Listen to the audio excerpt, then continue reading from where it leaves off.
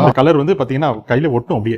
இது கம்பல்சரி 100% வந்து அது கேன்சர் உண்டு பண்ணக்கூடிய இந்த கலரிங்காக இந்த டை ஆக்சுவலாக இந்த ட்ரெஸ்ஸுக்கு யூஸ் பண்ணக்கூடிய ஒரு ட்ரை. அந்த ட்ரெஸ்ஸுக்கு யூஸ் பண்ண டை தான் ஃபுட்டுக்கு யூஸ் பண்ணுறாங்க. அந்த கலர் வந்து பார்த்தீங்கன்னா கையில் ஒட்டும் அப்படியே. கொஞ்சம் தெரியுது பார்த்தீங்களா உங்களுக்கு, பார்க்கறதுக்கே கொஞ்சம் பயமாக இருக்கும்.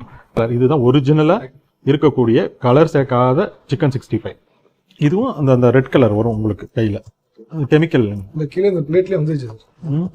அதான் பாருங்க, இதில் மசாலாலாம் நான் எதுவுமே போடல. மசால் போடாது வெறும் கெமிக்கலோட இருக்குது. நீங்க இதை வந்து நல்லா இன்னும் ஹீட் பண்றச்ச இன்னும் வந்து அந்த சிக்கன் வந்து பிரைட்டா வரும், நல்ல ரெட்டிஷா வரும். இது ரெட்டா இருக்கு சார்.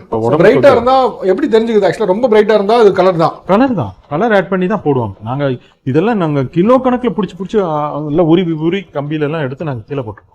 இதுதான் வந்து வித்தவுட் கலர். நீங்க பாத்தீங்கன்னா அழகா பாத்தீங்கன்னா வித்தவுட் கலர். இதுதான் ஒரிஜினலா இருக்கக்கூடிய கலர் சேர்க்காத சிக்கன் 65.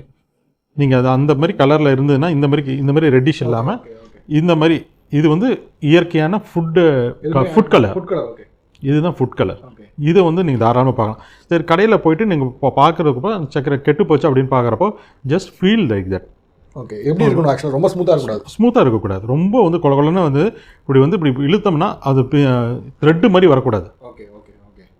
நீங்கள் எடுத்து பார்த்துட்டு கூட ஸ்மெல் பண்ணால் கூட உங்களுக்கு வந்து உள்ளுக்கரை கெட்டு போயிருந்தா அந்த ஸ்மெல் இருக்கும். 100% வந்து இந்த சிக்கனோட ஸ்மெல். நான் போனோடனே நான் எடுத்தோடனே இந்த சிக்கனை வந்து நான் ஸ்மெல் தான் பண்ணுவேன். வேறு எதுவும் சிம்பிள் டெஸ்ட்டு தான் அது.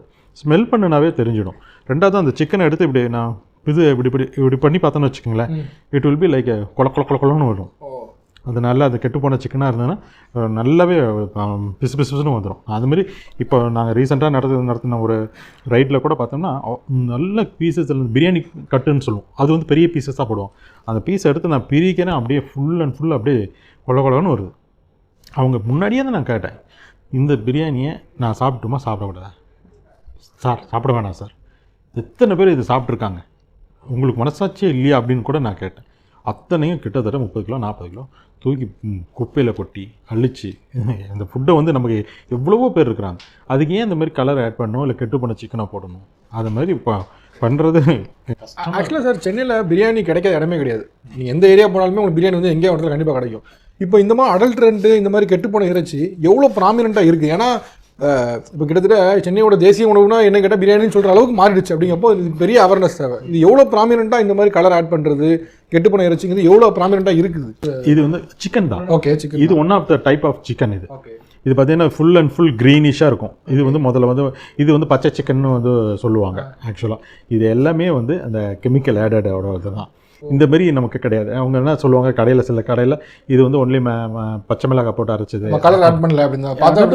அதான் இது பார்த்தீங்கன்னா 100% நீங்கள் யோசனையே பண்ண வேண்டாம். நீங்கள் அப்படியே எடுத்து பார்த்தீங்கன்னாவே அந்த கலர் அப்படியே இருக்கும். நீங்கள் என்ன தான் பண்ணாலும் பார்த்தீங்கன்னா அப்படியே வரும்.